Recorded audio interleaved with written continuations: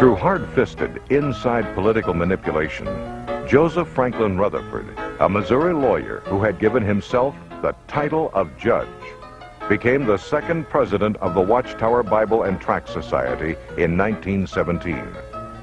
In 1918, Judge Rutherford's lecture, entitled "Millions Now Living Will Never Die," was the beginning of a worldwide recruiting effort called the Millions Campaign. Not too surprisingly, it proclaimed the coming destruction of the existing world. It would happen soon, in 1925. Based upon the promises set forth in the divine word, we must reach the positive and indisputable conclusion that millions now living will never die. In 1920, the Millions book was published. In it, Rutherford claimed the Bible proved that in 1925, Abraham, Isaac, Jacob, and other faithful men of old were to be resurrected, to rule henceforth as princes on the new paradise earth. Fully convinced that Rutherford's prophecy was true, many witnesses sold their homes and businesses and took to the road. Living in cars and trucks like itinerant peddlers, they spread the warning.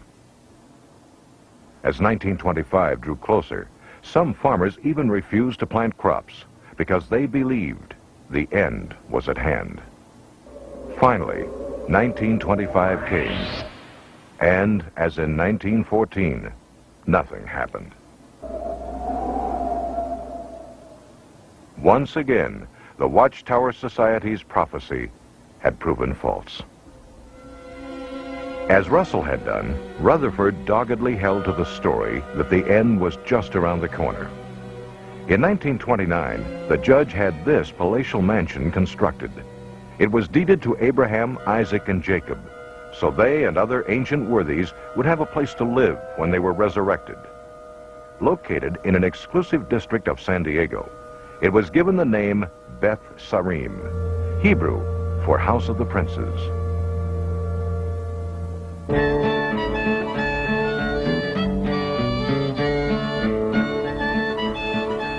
The world entered the Great Depression, but Rutherford lived like a millionaire, spending the winter months at Beth Sarim, summering in Europe.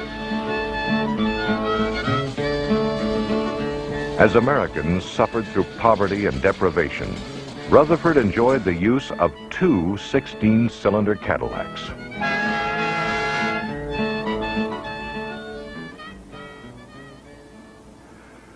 Under Rutherford, the Watchtower Bible and Tract Society became a well-oiled corporation.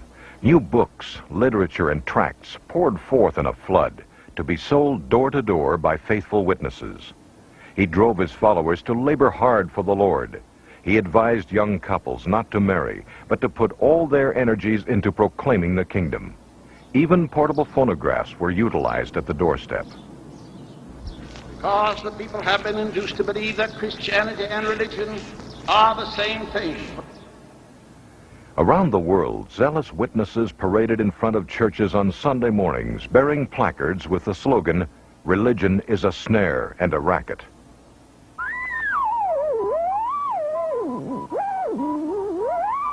Keeping up with the times, the Society constructed its own radio station, and by 1933, there were 403 stations nationwide broadcasting Rutherford's abusive railings against the clergy, politicians, and what he referred to as the greedy commercialists.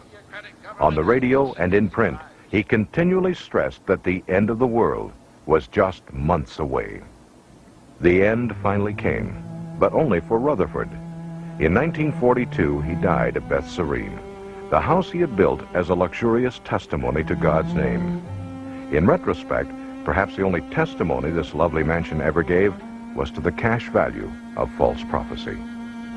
In 1948, the Society quietly sold the property, covering up an embarrassing chapter in its history.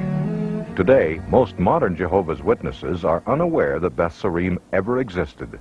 If you like the truth about the Watchtower Society's history of false prophecies being exposed, please give the video a thumbs up.